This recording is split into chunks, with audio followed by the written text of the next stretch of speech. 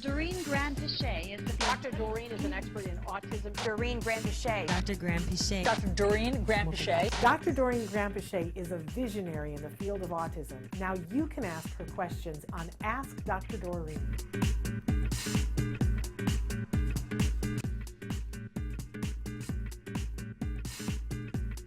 And I'm gonna start with the toughie. I'm just gonna go there.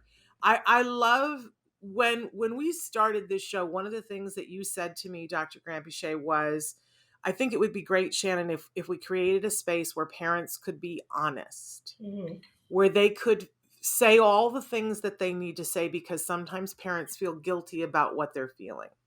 And I love that we have people who, and so we're just going to come to this question with absolutely no judgment, because I think everybody has been in some version of this, but it's a long one and I'm going to cut through some of it. But they say, I've never posted, but it's getting so hard for me to deal with my son. And they said, I guess I'm just here to vent, and sorry that it's a jumble. But essentially, this is a mama, 2 special needs kids. She's got a daughter who has a chromosomal abnormality, and so that's hard. But now she also has a son who is on the spectrum. She says that he's scheduled to be diagnosed, but she's pretty sure that he is on the spectrum. He has a few stims that he does when he's excited or mad. He gets frustrated so easily, has meltdowns, avoids eye contact, likes to smash his face into us when he's mad. He has trouble with transitions. He is verbal but does not communicate. She says, I could go on. He had an IEP when he was 3 years old that stated that that it was developmental delay. He's been in a blended classroom, but he is eloping from that classroom. And when he elopes from that classroom, he goes to the cluster classroom, which they're now saying they would like to move him there. And she's okay with that because that seems to be where he wants to be. They say that on the plus side, he has a great memory and that he's very intelligent. However, he won't engage or focus. It's the same at home. He does get weekly speech therapy and OT, but she says, I am triggered by seeing other families with typical children. And truthfully, I am jealous. I cry every day. I also have the daughter with a rare genetic disorder. She says it hurts so badly to not be able to communicate with your child. I want to know what he's thinking or what he did at school. He just blurts out random lines from his TV shows or favorite songs. I want to know what he wants to eat for breakfast. She says we do give him choices, but mostly he just repeats the last thing we say. She says, I try to play with him, but he just wants to play by himself. I feel like we are existing in this house next to each other and not really connecting or engaging with other, and it makes me so sad. She goes on to tell a story about one day when she was at a park and a little boy came up to her and asked her to push him on the swing. She says he talked to me. He seemed to really love it. And we laughed and we actually had a conversation. And then he asked me why my son wouldn't talk to him or play. She says it really broke my heart because this is the connection that I want and the moments that I want to share with my son. And he doesn't seem to want to. And then I feel guilt for comparing and wishing and hoping he could be something I know he isn't. She wants to know, does it get better? Will he speak in complete sentences? How do I exist without being miserable? Will we ever be able to do things as a family like going to a pumpkin patch or going to an indoor play area or meeting Santa, etc.? She references that they went to a pumpkin patch and that it was a complete disaster. She says, I feel so much guilt for not being happy with the children I have. I often wonder if it's karma or maybe I was never supposed to have kids. She said, I feel like the depression is ruining everything, my marriage, my connection with my kids. But lately, I just wanted to walk away rather than keep trying to engage. Yeah. She says, oh my God. Yeah, she says it's hard to make friends as I'm triggered when I see their neurotypical children. My 2 special needs kids are not really interested in each other and it breaks my heart. This is not what I pictured.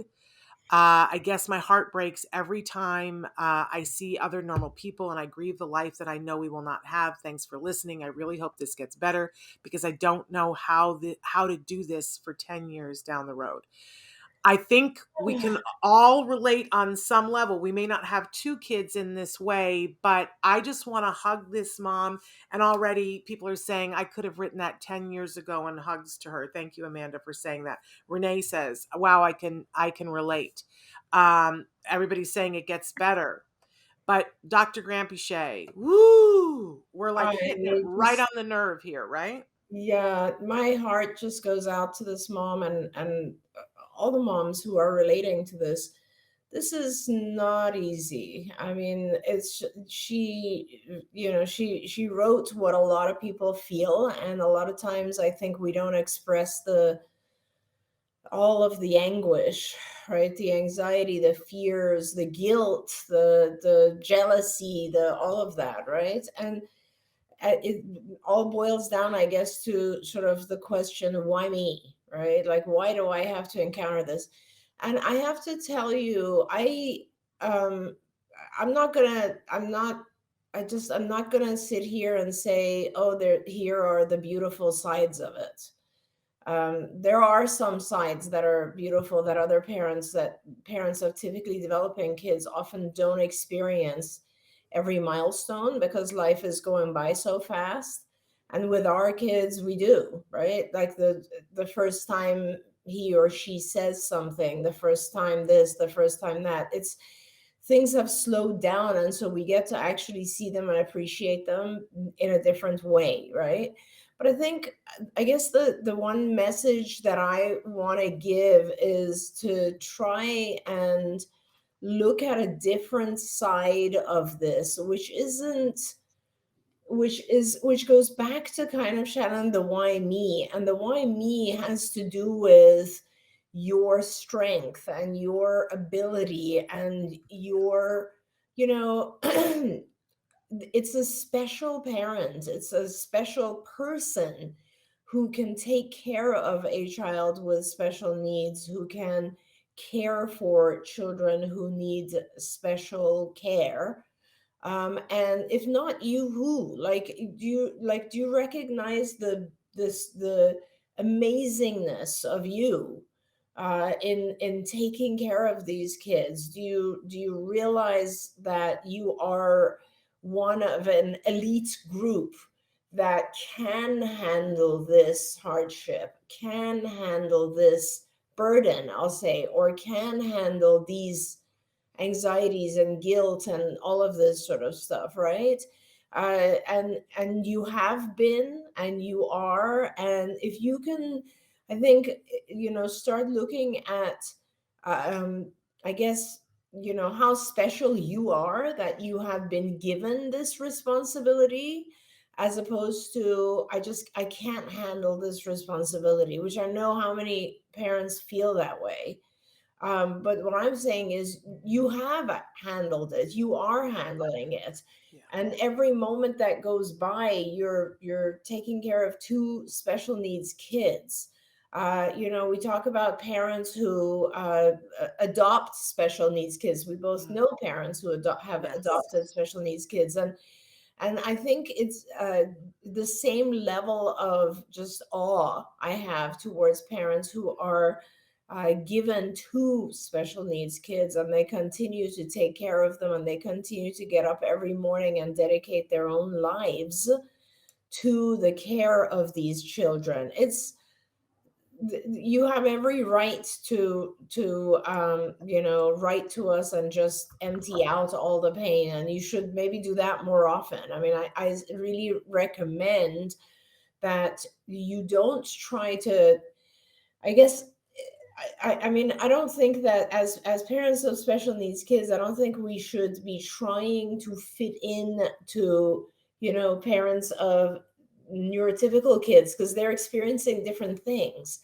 But there's a whole universe of parents of special needs kids who would welcome you, understand you, support you, give you love, give you understanding. And that's where I think you should be, because that is the support that you need, right, Shannon? That's where you will get a lot of the feeling of, I'm going to survive this and I'm going to thrive and I'm going to make a big difference in the world. Yeah. You know, Dr. Granpeesheh, that I I call it a comedy show, although there's some very, very serious moments in it, called the Autism Monologues. And in the end of it, Yeah. there's a monologue that I call The Bridge. And it was something that I wrote a while back when I'd gotten through the first 17 hoops, right? And I said, you know, people don't understand what this is, but I think that being on this path is a lot like being shoved onto a bridge. You didn't choose it, but you were like moving along and somebody just shoved you on the bridge and you can't get back to the land. And you find yourself on the bridge looking around going, wait a second, how did I get here? I Yeah. didn't choose this. This is a poop sandwich. I'm not even I don't have a backpack for this. I don't know how to deal with this. And you're told to just start walking on the bridge. It's really scary. Yeah. And you cannot help looking back and seeing all the people on the land and going, why isn't that my life? Why are we here on the I don't think there's a way to stop yourself from doing it. But I will say that you're in the hardest phase of it. Honestly, everyone will tell you that, because you're in the phase where you haven't found the thing that's going to help you yet. Yeah. You're in the phase where you're about to have your child be diagnosed. You've identified that there's an issue, that there's a difference, but you're not at the help. And I think if you start walking in the direction of help, the thing that I say in the monologue is that eventually you start looking around on the bridge and see that other people are making it work. And then the question starts to become, how are they that? I'm not managing. How are they managing? So you start following them.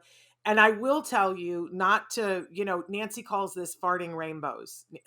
So I don't want to fart a rainbow on you, but I will tell you that when you start moving in that direction, what you're going to find, all these people that are writing in right now and saying it does get better and we're here for you and we're sending hugs, you're going to find the most amazing, I'm getting goosebumps. You're going to find the most amazing people you will ever meet in your life. That's the true. Other parents and their kiddos.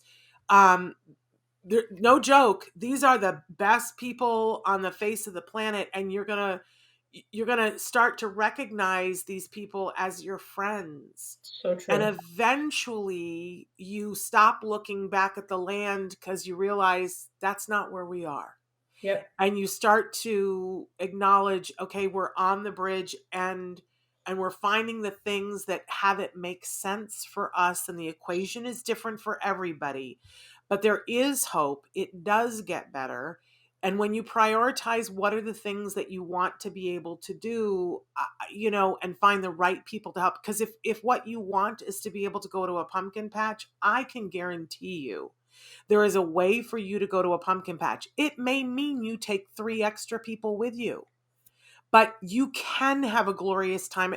There's even a part of my comedy show where I talk about how we got kicked out of the Family Fun Fair pumpkin patch, the fall festival, because my kid couldn't handle it, and that I slunk away in shame, feeling like, oh well, I guess we can't go to these places. That isn't where we ended up, and it's not where you need to end up. But we need to get you on the road to better days. That's going to start with getting this diagnosis and then getting you on the road to help and support. Yeah. That's all really, really well said, Shannon. And of course, those of you who have experienced it personally can reach out and help other parents who are going through this early stage of it. I remember, I want to just, I've shared the lives of so many parents over the course of the years that I just remember, and I think that is, I've always said this to you, it's like, people ask me, why did I stay in the field of autism? I mean, it's now like 44 years that I'm in the field of autism, and I always go back, and I always loved the kids that I met, but it was always the moms that was the thing that kept me in the field. was because I had so many moms who were just completely and it's to this day, like when I diagnose a family at the very beginning, it's a very devastating and scary diagnosis. It's a lot better now than it was 40 years ago because there's a society that you can belong to, right? There's a group and people understand more, and there's some level of better acceptance and better awareness. But nevertheless, I remember I was very young, and I used to go to help this family, and I used to go to their home. This is when I was still at UCLA, and I remember I was probably at this point in my 20s, right? I was in my doctoral program, and I remember seeing all over the house the mom had put signs, little messages to herself. Mm-hmm. There were little cards, just like index cards, that she had written, "You'll be okay. This will pass. You'll be okay." And I just want to say, and at that time, I didn't understand the gravity of that. Like, how important was it, and what was she going through that she needed that? How fragile of a time it was for her that she was going through that. And of course, I know that mom now, and she's, a powerhouse. Uh, and I will say her child did not recover or, go to do the things that she always imagined her child would. But in the meanwhile, on the journey, she became stronger and stronger. And I think one of the things that I learned from that mom is that she started reaching out and helping others, and helping those that were behind her in the journey. And that made her just gave her such an incredible sense of belonging, and also just a sense of like, this was my journey, this is where I was meant to be, this is what I was supposed to do. And then her I guess her feeling about herself stopped being defined by how her son was doing, and it became more about uh, this is my role in life. And I know that I know a lot of parents who have found their roles in life later.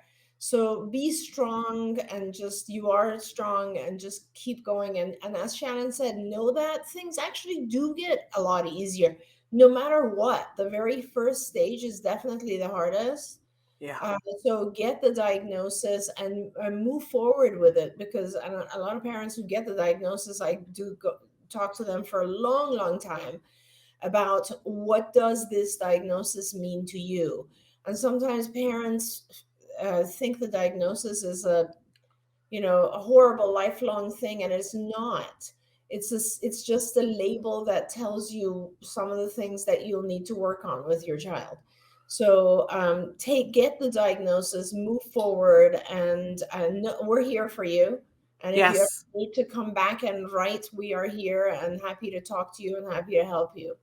Absolutely. And you can see that in the chat, many people are writing in and saying, if you want to reach out to them. I will tell you, you don't know it right now and you don't feel it right now, but you are in a lot of people's arms right now. People are thinking of you and holding on to you, and we're here for you. Please feel free to write to any of us.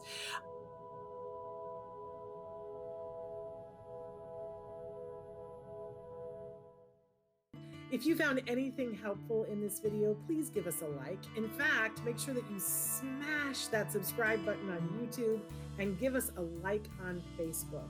You can also follow us on Twitter and Instagram for important updates. And please download our free podcast wherever you get your podcasts. See you next time. Until then, give your kiddos a hug from me, and one for you too. Bye-bye for now. To subscribe, click here. And if you'd like to check out some more of our videos, click here.